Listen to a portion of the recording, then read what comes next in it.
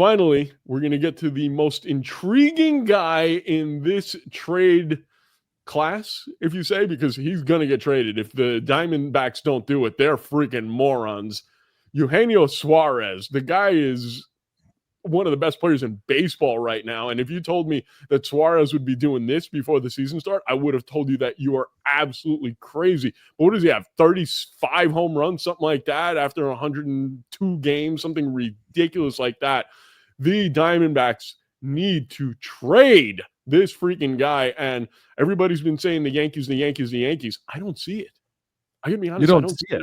I don't see it happening. Okay. Because the Yankees, they love clutching those stupid prospects like they're gold. I don't understand why. I would trade everybody if I can get Suarez because of that. You were talking about the Yankees being World Series contenders. I told you I don't think they're a well-constructed team. You add Suarez, I start changing my tune about this team and how well they're constructed. That is a stud right there. That's a dog.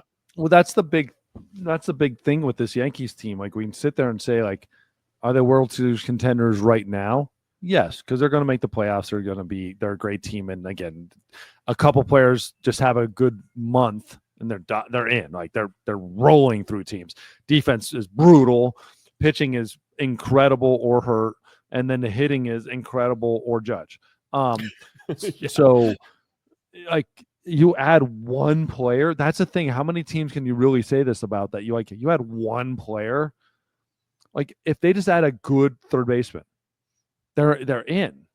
Just a good third baseman. Doesn't even have to be the best third baseman. They just need to add a good third baseman.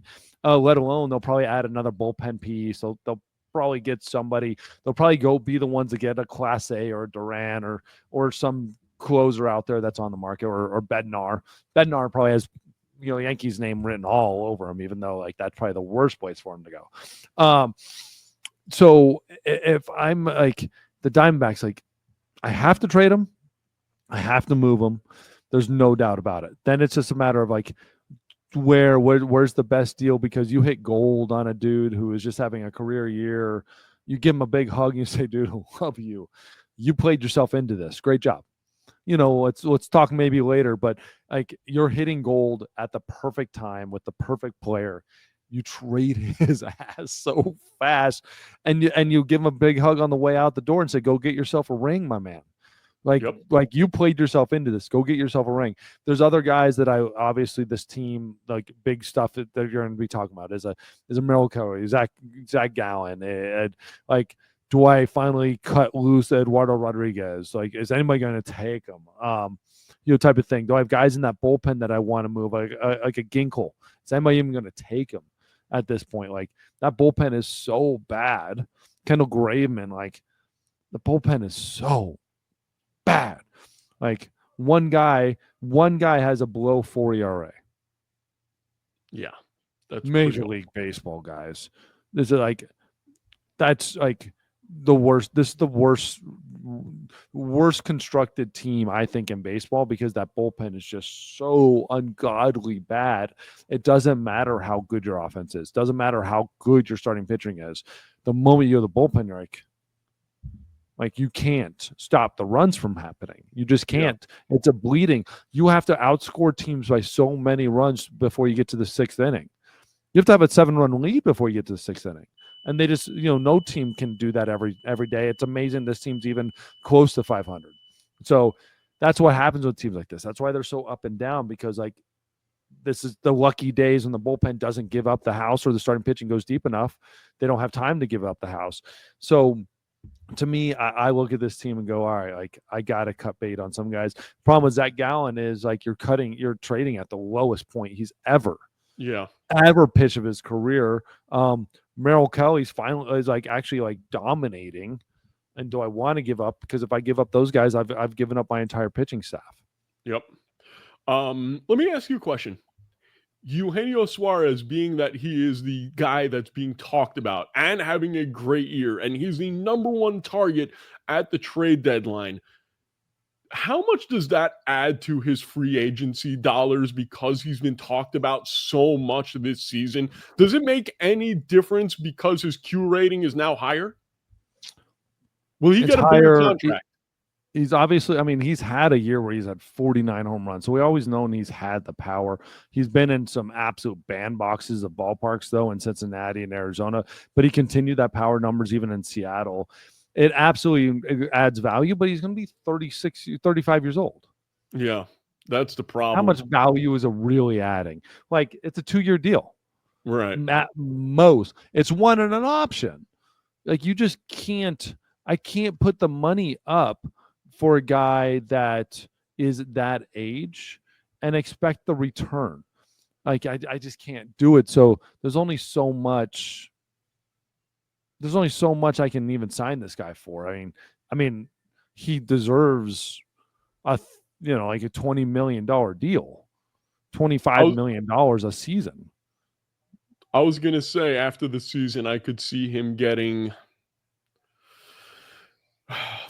2 years with a player option for a third at $70 million is what I would say. I can't give him a player option. I mean, that puts him at 38. Or a mutual option. Right. Yeah, I mean, like, that's my only thing is I can't have a 38-year-old third baseman. I just can't on any team. But if that takes it to get him signed, I can move him to, I've got flexibility at first or DH. Okay, I do it. Right. But yeah, it definitely adds value, but it doesn't take it. But the years, you just can't do anything with the years. That's the only thing. I'm just curious where he's going to go. I do have a feeling that both New York teams, and I actually read something that the Mets were talking about adding Suarez. I'm just wondering, can you imagine the New York newspapers if the guy that the Yankees have been talking about all year becomes a Met after losing Soto? Yankee fans might jump off of the Brooklyn Bridge. Nah, Yankee fans don't care. But the media will talk about them as if they're going to jump off the bridge. There's no doubt. I don't think anybody cares if he becomes a Met. I think what they care about is who do they get. If they don't get anybody and the Mets get him, there's going to be hell to pay. But if they get somebody who's younger, who maybe they see something, because my only thing with Suarez, I just don't know if there's that time factor. Like, he's going to be able to continue this. He's in Arizona and just doing it. I don't know how much that carries over into Citi Field. Gotcha. Okay. Well, I don't think they're going to end up getting him anyway. I think the Mets have two priorities, and that's a center fielder and a relief pitcher. And then afterwards would be a starting pitcher. I don't think third is the big problem. Do you really think they're going to give up on Vientos yet? It's like, I get it. I talk crap about Vientos. The only crap I was actually talking was to Mets fans saying, pump the brakes. He's not Pete Alonso. Because remember, that was the conversation. Oh, we got Vientos. We don't need Alonso. And it's like, wait. It's a first-year player going into a sophomore year. Like, you need Pete Alonso. And he will make every one of your problems go away. Vientos, I don't think they're going to give up. If Vientos starts showing some signs of life again the second half, then you definitely, I don't know if they even go for a third baseman. I think they've got those other needs, and you figure out, and you're like, all right, even if Vientos can be at least a zero WAR player, that's better than, and then we can make our team better in other places that we need it more. The reason why I think it's a possibility they would move on from Vientos, and I don't want to make this too Mets heavy. The only reason why I think they would is because they have a duplicate player in Brett Beatty who's going to do basically the same. Yes, Vientos' ceiling I think is higher, and you just spent $70 million on Soto. You have to go to the World Series, and Suarez probably puts you over the top if you do that, if he plays the way he's been doing. So you're not really losing much if it is Vientos, because you still have Beatty at the end of the day. So and it's like, I get what you're saying. I just don't know if I'm out there, I don't know who the third base who's going to be like a free agent. I just have a hard time believing a 35-year-old batter coming out of Arizona and Cincinnati is going to throw up the same numbers in Citi Field. Yeah, and like if he doesn't put up the power numbers, then all of a sudden you already have the player in Vientos or Beatty. You already have the dudes. Or Ronnie, how do you say it? Mauricio. We already have more. Like, you've got answers, and I don't think a third baseman's is stopping the Mets from getting the World Series. If it's anything, it's going to be a stud number one ace lockdown game one World Series starter, and maybe a couple arms in the bullpen that are just locked in. Like those things make more of a move for the Mets, I think, than all right. Like, I mean, you look at the Dodgers. The Dodgers are going to win the World Series. Most likely, the Dodgers are just an incredible team, but they're not living on. Like, if any of their pitching survives till the end of the season, yes. Oh, but if the other guys even come back, like they've got so many Cy Young winners, it's ridiculous. But like, I need like I already got a Nimmo playing well, Lindor, Soto, Alonso, McNeil doing well. Like I've got my lineup doing fine. Like that's all they have. Like they got 4 or 5 guys, and the bottom of their lineup sucks too. And we don't talk, it's like the bottom of their lineup sucks. It's just that then they go to the pitching side and you're like, just which one of you are going to be healthy because you're all good. Yeah. Anyways.